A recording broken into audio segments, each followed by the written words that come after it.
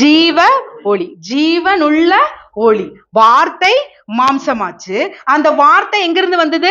ஒளியாதான். Let there be light, அப்படி வெளிச்சம் உண்டாக கடவுது. தமிழ்ல பாத்தீங்கன்னா வெளிச்சம் உண்டாக கடவுதுன்னு இருக்கு. ஆனா இங்கிலீஷ்ல போடும்போது வெளிச்சம் இருக்கட்டும்ன்றார். It is not created, it is come. அப்படியே வந்தது. அந்த வெளிச்சம் உருவாக்கப்பட்டு வரல, வெளிச்சம் பிதாவின் இடத்திலிருந்து அப்படியே வந்தது. அந்த வெளிச்சத்தை பார்த்து ஆண்டவர் என்ன பண்றாரு?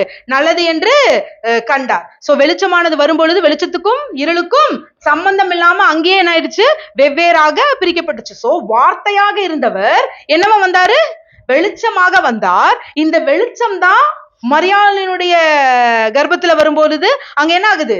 உன்னதமானுடைய பலம் உண்மையில் நிழலிடன் பொழுது அந்த வார்த்தையாகி அந்த வெளிச்சம் மரியாளுக்குள் வரும்பொழுது அது என்னவாயிற்று? மாம்சம் ஆனது.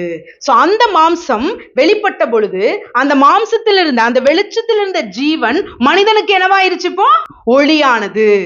எந்த மனுஷனையும் பிரகாசிப்பிக்கிற மெய்யான ஒளி, அது ஜீவனுள்ள ஒளி. அது அந்த வார்த்தை தேவனிடத்தில் இருந்தது. அந்த வார்த்தையில் என்ன இருந்தது? ஜீவன் இருந்தது. அது மனுஷருக்கு ஒளியாய் வந்தது.